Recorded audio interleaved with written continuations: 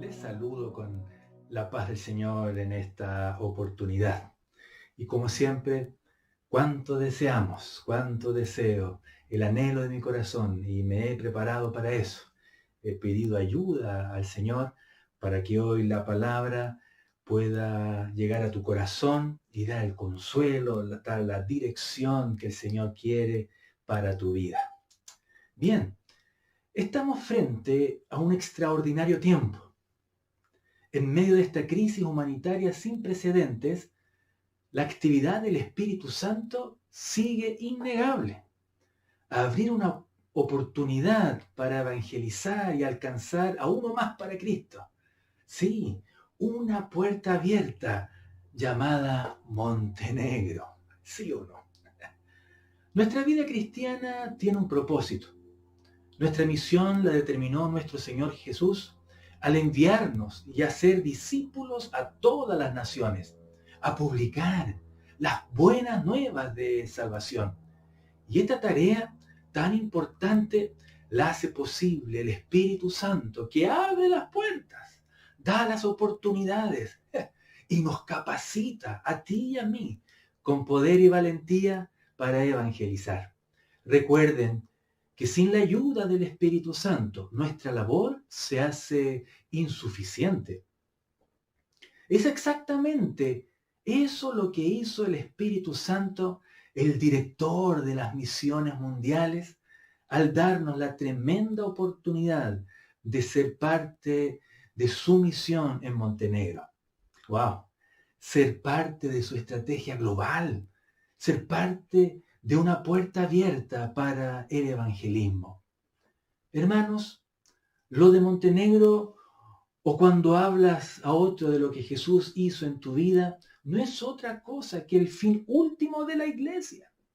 Sí, este es su propósito por excelencia.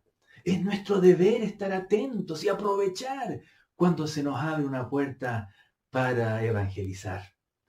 ¿Qué viene ahora, mi querida iglesia, con Montenegro? Debemos seguir orando y ofrendando con perseverancia por la misión de la iglesia. Pero también debemos seguir el mismo ejemplo de Sebastián y Pía y de muchos otros.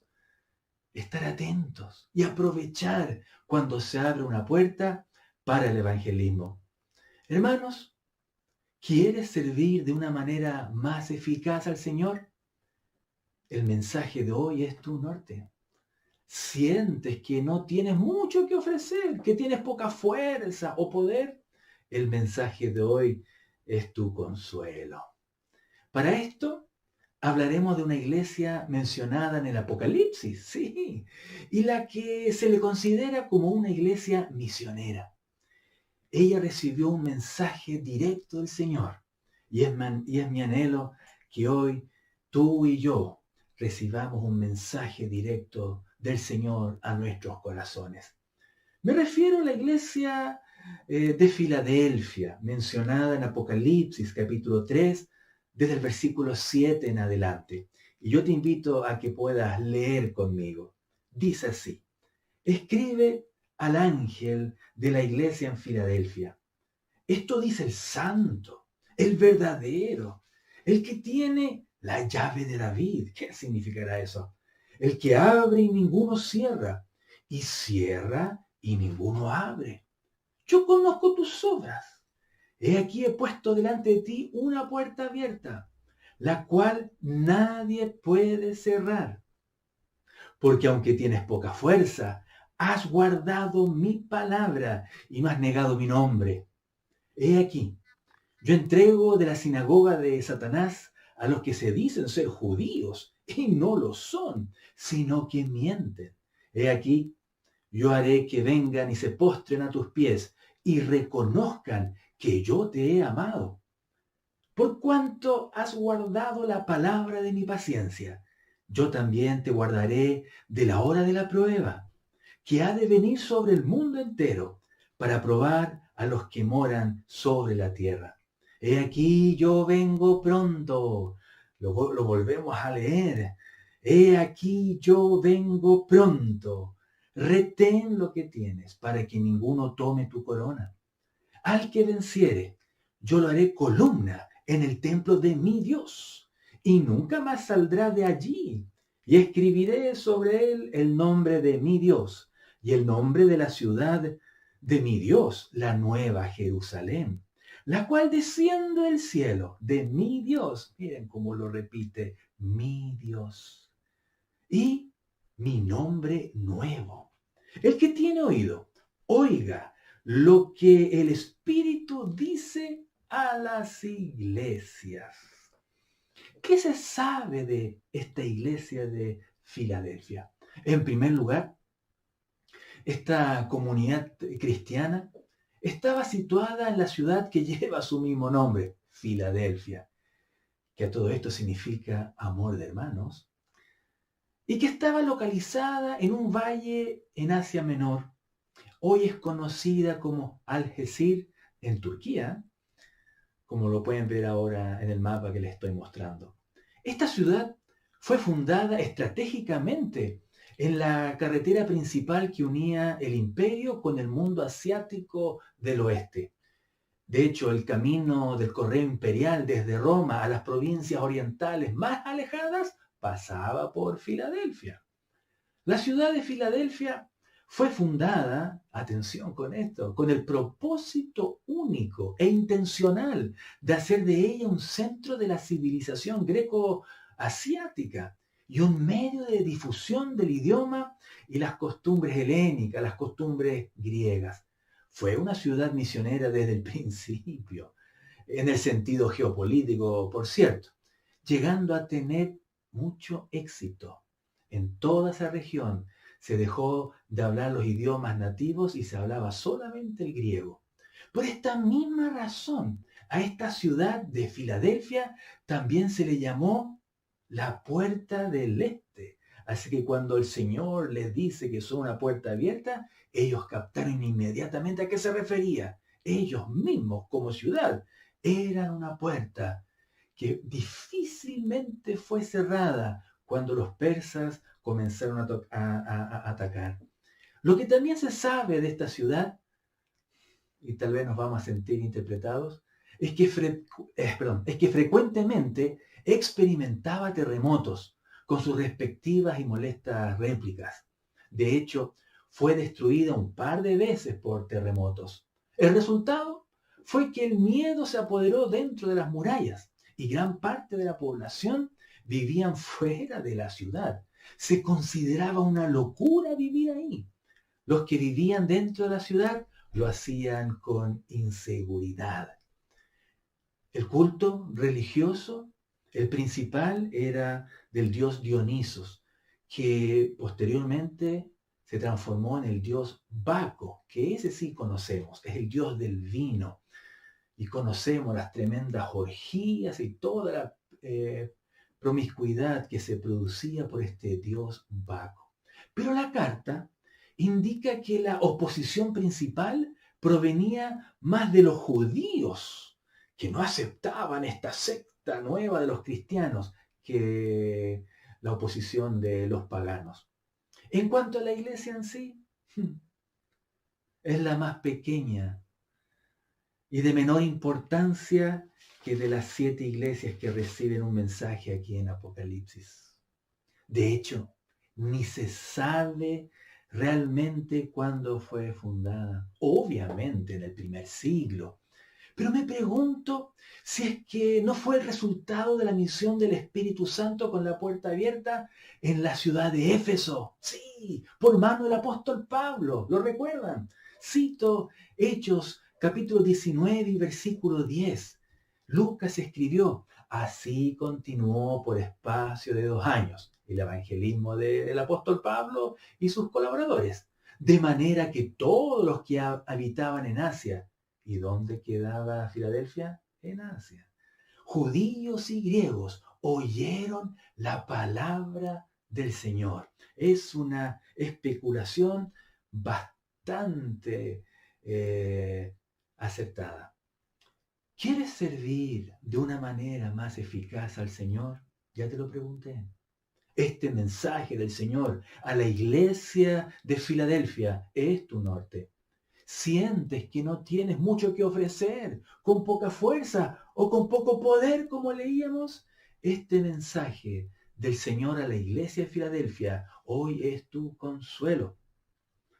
Lo otro que se conoce de esta iglesia, modelo para nosotros en esta oportunidad, es que el mismo Jesús resucitado y glorificado los conocía bien. Después de presentarse en el versículo 7, ¡wow! Vamos a explicar de qué se trata, santo, verdadero, el que tiene la llave de David. Después de presentarse, en el versículo 8, que les dice, el Señor, nuestro Señor, yo conozco tus obras. ¡Oh! Que me encanta que somos carta abierta. Nos conoce a la perfección, nuestros logros, nuestros fracasos, nuestras tristezas y alegrías, y no nos desecha. Al recibirle en nuestro corazón como Señor y Salvador, ahora le pertenecemos. Bien, Jesús conocía que la iglesia en Filadelfia tenía pocas fuerzas. Entendemos que posiblemente se refería que era una pequeña iglesia y con escasos recursos.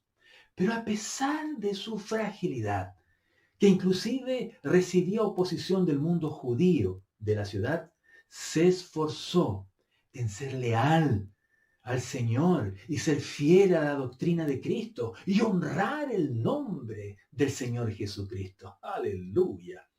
Parece sorprendente leer, porque aunque tienes poca fuerza, has guardado mi palabra y no has negado mi nombre. Lo más probable era que habían pasado por una época de prueba, pero se habían mantenido fiel. En medio de su ambiente adverso, obedeció la palabra. Es un ejemplo para nosotros en medio de esta pandemia. Ellos prevalecieron en medio de la angustia, pudieron salir adelante por guardar y obedecer la palabra del Señor. Aquí hay mucha enseñanza para este día. Imita la iglesia en Filadelfia. Sí, aunque era una iglesia de poco poder, frágil en varios sentidos, era fiel y leal a su Señor. Aunque insignificante a los ojos humanos, era grande a los ojos de Dios. ¿Y tú? ¿Te sientes débil, con poca fuerza? Todo lo que está pasando en el mundo te está quitando las fuerzas. Y el gozo del Señor te está llenando ansiedad, aflicción. Tal vez no te sientes valorado ante los ojos de la gente, pero aún así has sido fiel al Señor. Jesús te conoce bien y no se olvida de lo que tú has hecho por Él. Recuerda que Dios, aleluya, obra en la debilidad. Él no nos llama a ser exitosos, sino simplemente a serle fieles. Él conoce lo que somos, sabe lo que tenemos y de acuerdo a nuestra humildad abre puertas. Está viendo nuestro potencial. ¿Cuál era el potencial de esta iglesia en Filadelfia? Es que tenía pocas fuerzas. Para los seres humanos, la mejor iglesia es la que tiene grandes templos, ¿sí o no? Grandes pastores, grandes ofrendas, grandes presupuestos. Pero para Dios, ¿se recuerdan el mensaje a la iglesia de Esmirna?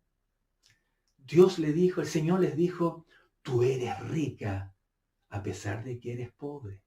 Y la iglesia siguiente a Filadelfia, el mensaje a la Odisea, muy rica, no tenía necesidad de nada. ¿Y cuál fue el comentario de Jesús? ¡Oh! Eres desventurada, eres miserable, pobre, ciega y desnuda. Parece que Dios funciona al revés. Él tiene grandes planes para nosotros. Él piensa en ti y se quiere proyectar en ti. En Filipenses El apóstol Pablo nos escribe en el versículo 6 del primer capítulo y dice, estando persuadido de esto, dice Pablo, que el que comenzó en vosotros la buena obra, la perfeccionará hasta el día de Jesucristo. Lo otro que se conoce de esta iglesia, modelo para nosotros en esta oportunidad, es que la iglesia conocía bien quién le sustentaba. Volvamos al versículo 7. Le sostenía Jesús, el resucitado, el glorificado, y se autodefine como el Santo. Santo es uno de los títulos principales de Dios en toda la Biblia. Así que Jesús, en otras palabras, les dijo, oigan, yo soy Dios, el que les sustenta, es el creador de todas las cosas. Y recuerden de los varios significados que tiene la palabra santidad. Santo también significa diferente. Sí, Jesús es diferente a nosotros, diferente al ser humano. Jesús no miente ni se arrepiente como los hombres. ¿Te ha hecho alguna promesa? Bueno, Él no miente, la va a cumplir. Le sostenía también Jesús, fíjense el titulazo, el verdadero. El vocablo verdadero en griego significa verdadero contrario a lo falso. Y en hebreo, ¿saben la palabra que se usa para verdadero? Significa fiel o confiable. Para mí, Jesús es ambos. Es auténtico, es íntegro, aleluya, y fiel. Luego él menciona que tiene las llaves de David. Aquí él está recordando una tremenda profecía mesiánica. Él está declarando, yo soy el Mesías, que vino a dar su vida por su pueblo. Él está diciendo, soy el único rey, el único verdadero rey. Y luego, ustedes saben que en el versículo 7 leímos esta expresión tan interesante, teniendo las llaves de David, siendo el verdadero dueño, el verdadero rey, el que abre y ninguno cierra y cierra y ninguno abre. Esta expresión es de administración. Sí, Jesús es el único que tiene toda autoridad. Puede entrar y salir por cualquier puerta. Él puede entrar a tu corazón ahora si se lo permites. Aleluya. Y cambiar tu vida y renovar las fuerzas y sanar tu corazón. Sí, aunque era una iglesia de poco poder, frágil en varios sentidos, depositaba toda su confianza en su Señor. Se nota que la iglesia de Filadelfia tenía un conocimiento íntimo y sobrenatural del Señor, y por esto trabajaba para su gloria. El Señor se gozaba con todo lo que hacía esta iglesia. Fíjense, es la única iglesia. Bueno, algunos dicen que son dos las iglesias, pero a la anterior le dice arrepiéntete. Pero a esta iglesia en Filadelfia no hay ninguna reprensión, ninguna. El Señor realmente se gozaba con todo lo que hacía esta iglesia, porque lo hacía únicamente para glorificar su nombre. No había en Filadelfia otro propósito que no fuese el de engrandecer el nombre de Cristo. Que la misión en Montenegro sea para engrandecer su nombre. Aleluya. Esto produjo que fuesen fieles, que conociesen bien quién les sustentaba, que el Señor les diera promesas de una vida tranquila. Lo digo pensando en que ellos estaban acostumbrados a los temblores, a los terremotos, que vivían intranquilos. Cada semana, cada mes, cada año, había una pared derribada, había una casa menos, trizados los muros. Bueno, aquí Él les promete en el versículo 10 que serían librados de la gran tribulación, de la ira venidera. Y tal vez alguien que lee diferentes opciones de esta interpretación del versículo 10 me dirá, pero ¿cómo estás tan seguro? Es que este versículo tú lo tienes que leer a la luz de otros versículos en la Biblia. Romanos 5:9, por ejemplo. Primera Tesalonicenses 1:10 y el capítulo 5 y versículo 9. El Señor nos va a librar de la ira venidera.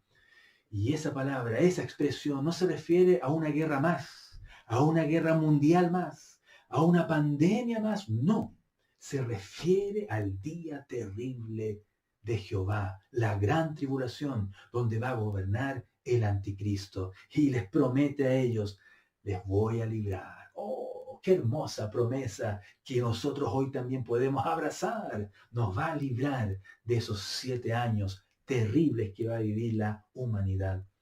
También les prometió que regresaría. ¿Dónde está? Ahí el versículo 11. He aquí, yo vengo pronto. ¡Qué hermosa expresión!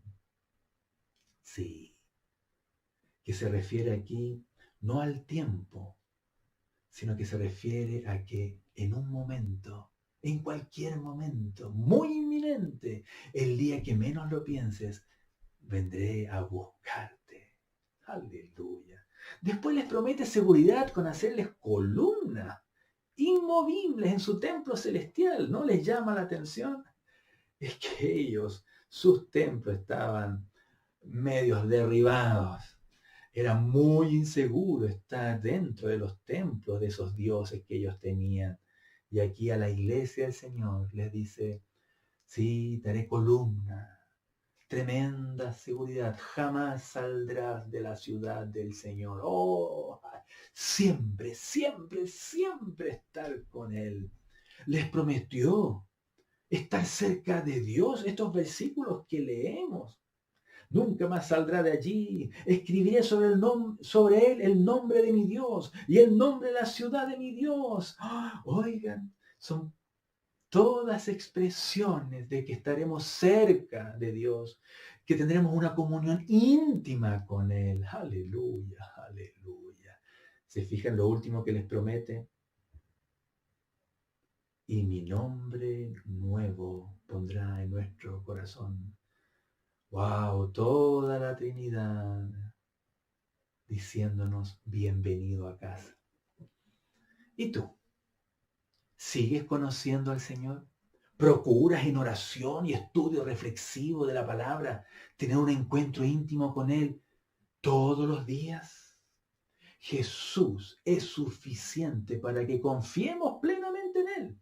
Tus pruebas y aflicciones, sabes, son un excelente camino para que conozcas que Jesús es Dios Santo y verdadero Rey. Lo tenemos y pienso en el ejemplo de Job. Teniéndolo todo, multimillonario, lo perdió todo, hasta a sus hijos. Lo único que no perdió fue su señora, que era tan complicada, ¿se acuerdan? Pero en medio de la prueba, ¿qué dice Job? Antes yo había oído de ti. Y en toda esa prueba, esa amarga prueba que él vivió, una vez que salió airoso y fiel, dijo, ahora mis ojos han visto a Dios. Conoció más a Dios en medio de su prueba. Lo último que quiero destacar hoy es que esta iglesia, modelo para nosotros en esta oportunidad, se le dio la oportunidad de una puerta abierta. Versículo 8. Yo conozco tus obras.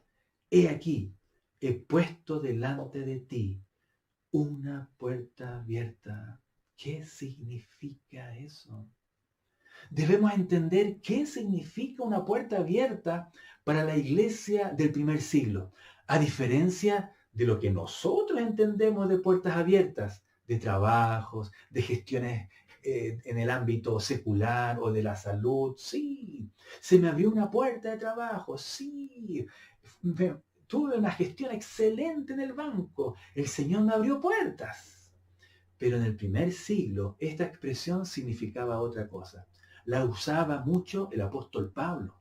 En Hechos, capítulo 14 y versículo 27 podemos leer: y habiendo llegado, aquí está dando un informe, ¿no es cierto?, lo que había ocurrido, y reunido a la iglesia, refirieron cuán grandes cosas había hecho Dios con ellos y cómo había abierto la puerta de trabajo. En una clínica, en un hospital, se me abrió la puerta para que me atendieran. No, él dice que el Señor había abierto la puerta de la fe a los gentiles. Sí, ¿qué significará esto? En 1 Corintios, capítulo 16 y versículo 9, también relatando el apóstol Pablo de lo que él había vivido en la ciudad de Éfeso. Dice: se me ha abierto puerta grande y eficaz, y muchos son los adversarios. Pero, ¿qué significa esa expresión? Porque puede ser una puerta grande, una puerta eficaz y obviamente con adversidad. En 2 Corintios 2:12, fíjense, cuando llegué a Troas para predicar el Evangelio de Cristo, aunque se me abrió puerta en el Señor, no tuve reposo en mi espíritu, por no haber hallado a mi hermano Tito. Así, despidiéndome de ellos, partí para Macedonia. Pablo parece que en esa oportunidad no aprovechó esa puerta abierta. ¿Qué significa? El significado lo encontramos en Colosenses, capítulo 4 y versículo 4. En esta sección de la carta, él pide a la iglesia que oren por él. Y es lo que habitualmente pedimos. Es lo que habitualmente yo les pido a ustedes. Esta misma oración que vamos a leer ahora.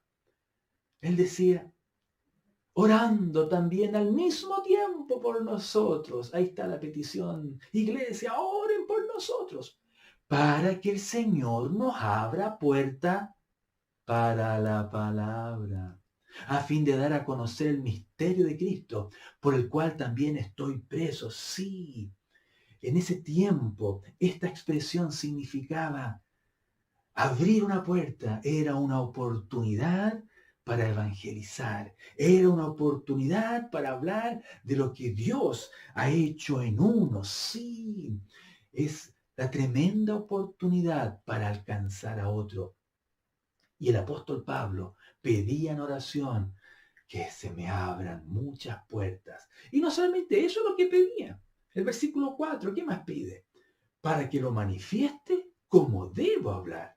Este misterio de Cristo, ¿qué será? Es el Evangelio. Es la obra de Cristo en la cruz, que vino a nacer entre nosotros, a tener un cuerpo como el nuestro, para comprendernos, para entendernos. Cuando tenemos hambre, cuando estamos afligidos, Él nos entiende porque lo vivió.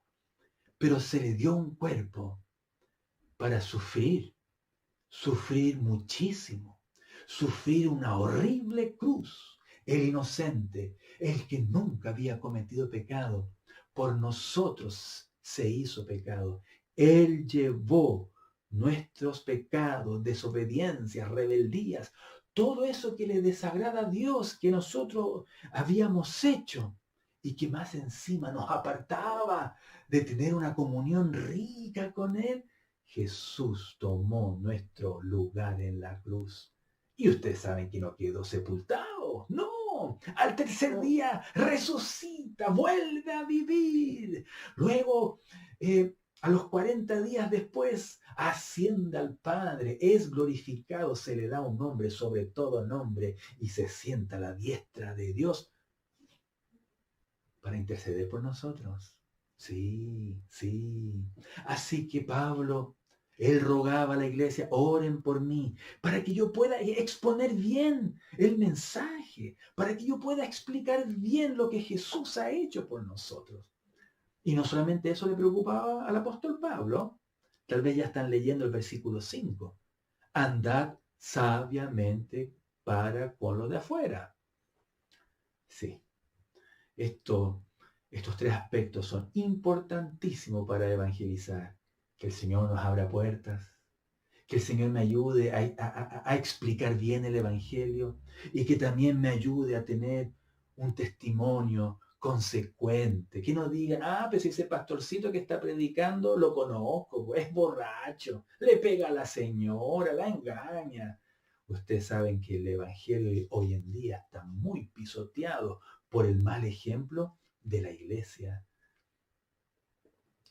Sí, para la iglesia del primer siglo, una puerta abierta era sinónimo de una oportunidad de expandir el evangelio. Sí, aunque era entonces esta iglesia en Filadelfia, una iglesia frágil en varios sentidos, Dios mismo les abría puertas o les daba oportunidades concretas para evangelizar. La iglesia de Filadelfia, de este modo, al darle el Señor una puerta abierta, se convierte en un símbolo de la gran empresa misionera mundial. Lo único necesario era que retuviera. Versículo 11. He aquí, yo vengo pronto. Retén lo que tienes para que ninguno tome tu corona. Eso de que van a tomar su corona no significa que se la van a robar. No, no. Significa que el corredor, ¿no es cierto? El atleta llega a la meta. Piensa que los jueces le van a dar la corona. Pero los jueces le dicen, no, hiciste trampa. No eres merecedor. De eso se trata, que ninguno tome tu corona. ¿Y se fijan que a esta iglesia ya se le dio su corona? Porque dice la palabra que cuando lleguemos al cielo se nos van a dar nuestras coronas. Y a esta iglesia ya se la había dado. Qué extraño. Que ninguno tome tu corona.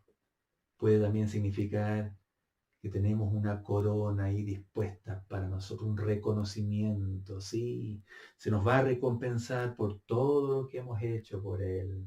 Aleluya. Retener la salvación, seguramente a eso se refería. O retener los dones y capacidades que habían recibido. Retener, por cierto, siempre la sana doctrina de Cristo. Tal vez retener el acceso directo al Padre por medio de sus oraciones. Tal vez a eso se refería. No dejen de orar, no dejen de estudiar la Biblia. Retengan aquello. No sabemos a ciencia cierta a qué se refería. Tal vez se refería a que retengan el conocimiento y experiencias del bautismo con el Espíritu Santo. Puede ser, puede ser. En conclusión, no nos dejemos limitar por lo que ven nuestros ojos. Lo vuelvo a repetir, no te dejes limitar por lo que ven tus ojos. ¿Recuerdan a Abraham cuando se le prometió descendencia? Él vio su cuerpo, era viejito. Vio a su señora, más viejita. No, era un poco más joven, pero era viejita. Estéril también. Y sin embargo, aleluya, siguió fiel, siguió guardando los mandamientos y honrando a Jehová. El Espíritu Santo sabe bien cómo abrir puertas o las oportunidades para presentar a Cristo a los que no le conocen. El Señor necesita solamente un corazón dispuesto y leal, así como el de la iglesia en Filadelfia.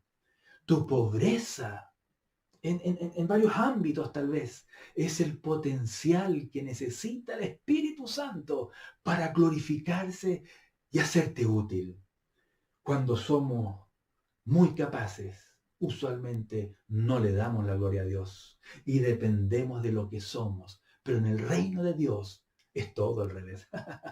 Retengamos también prudentemente lo que el Señor nos ha dado como iglesia local. Reflexiona, por favor, ¿qué nos ha dado como iglesia local aquí en Santiago? En primer lugar, menciono que nos ha dado una sana doctrina de Cristo, que eso ha impulsado a una sana vida de iglesia, ¿sí o no? Nos ha dado también la tremenda oportunidad de acercarnos al Padre en oración. Roguemos al Padre que nos abra puertas. Usualmente se lo pido. Usualmente, como ya les mencioné, ruego a la iglesia, oren para que se me abran puertas. Soy testigo, no miento. El Señor conoce mi corazón, que Él escucha estas oraciones y nos da excelentes oportunidades. Oh, cómo me gustaría impulsar la fe en contarle pocos, no, muchos testimonios donde el Señor me ha abierto puertas. Pero no se trata de mí y también no quiero alargarme. Retengamos este regalo con mayor fuerza e intensidad y cantidad, la oración. Y por último, retener con intensidad el don, el regalo y conocimiento de la doctrina del bautismo con el Espíritu Santo. Está a nuestra disposición. Iglesia, está a nuestra disposición como una puerta abierta, una promesa del Padre que nadie puede cerrar. Es mi oración que el Espíritu Santo cautive tus deseos, tu tiempo y llene de fe para que experimentes un derramamiento del Espíritu Santo, para que también recibas el bautismo con la señal de hablar en lenguas y recibas de esta manera dones para apoyar a la hermandad de la iglesia y dones sobrenaturales para servir con poder en las diferentes puertas abiertas que Él abre. Estás lleno del Espíritu Santo, el santo y verdadero, el único que bautiza con el Espíritu Santo. Es fiel a sus promesas y aún tiene la puerta abierta para que seas llenado con su poder. ¿Lo deseas? Seamos como esta pequeña y frágil iglesia que no dependía de sus fuerzas o capacidades, sino dependía del poder del santo y verdadero, que cuando abre una puerta, nadie puede cerrar. Oremos. Padre Celestial, te doy tantas gracias por esta oportunidad que me has dado. Oh, que el ejemplo de esta iglesia pueda calar hondo en nuestros corazones y darnos cuenta que tal cual somos, tú nos quieres usar. ¡Aleluya! Tú sabes cómo la iglesia se está observando a sí misma, cómo se siente, todo lo que está viviendo con esta pandemia. Pero en medio de la debilidad, en medio de la pobreza, tal vez en varios aspectos, tú transformas, aleluya, todo esto pequeño que podamos tener para abrir una puerta. Será entre los parientes, será entre los amigos del trabajo, será entre los vecinos. Hoy, como iglesia, te pedimos, ábrenos puertas, danos oportunidades concretas. Pensá que cada vez que te lo pido, tú abres una puerta. Dios, como lo hiciste con Sebastián y Pía, pensar que ya llevan 4 o 5 días en el país de Montenegro, en la ciudad de Bar. ¡Oh, qué puerta abierta les has dado, Señor! Esta puerta hermosa de la oración, esta puerta hermosa de la doctrina que podemos leer, y esta hermosa puerta de tu promesa para llenarnos con el Espíritu Santo. Oh Dios, hacernos más eficaces, hablar con una autoridad, hablar con una valentía que solamente se recibe cuando tú nos llenas de tu Espíritu Santo. Como te ruego un mayor mover de tu Espíritu sobre tu iglesia. Oh, que venga tu Espíritu con un tiempo especial de oración, con un hambre de oración, que venga un tiempo, donde el Espíritu Santo produzca en nosotros un deseo intenso de ser como tú, vivir una vida de mayor santidad. Oh Señor, que toda la iglesia se arrodille para poder pedirte, ábrenos una puerta para el Evangelio. Hay tantos otros países, hay tantas otras comunas, hay tantos otros vecindarios, Señor, en nuestra capital.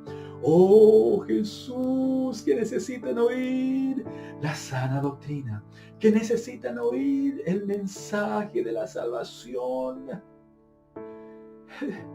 sin ninguna traba de teologías erradas. Oh Jesús, visítanos, porque cuando tú nos vas a llenar con tu Espíritu Santo, oh, cómo se desarrolla y aflora el fruto del Espíritu en nosotros. Esa semilla que tú pusiste de paciencia se aumenta, de amor y se aumenta con la llenura, del dominio propio se aumenta con tu llenura. Señor, visita a tu iglesia, visita a cada uno de los que están viendo este video. Hoy te queremos conocer más. Hoy queremos conocerte más, que eres suficiente sanador, que eres suficiente proveedor, que eres suficiente para que cosas de esta tierra no nos mareen, porque nos hemos dado cuenta en esta mañana que tú requieres solamente nuestra fidelidad a ti, nuestra lealtad a ti. Aleluya. Y que a través de nuestras vidas glorifiquemos tu nombre. Aleluya. Iglesia, al mandar a Sebastián y a Pía, tú cuando has ofrendado por ellos, cuando hemos orado por ellos, estamos glorificando el nombre de Jesús. Amén. Amén. Dios les bendiga. No saben cuánto les amo en el amor del Señor. Están en mis oraciones junto a mi señora todos los días, todos los días. Oh, cómo me gustaría esos cultos presenciales para poder abrazarte, conversar con más tiempo y juntos servir al Señor. Dios les bendiga ricamente.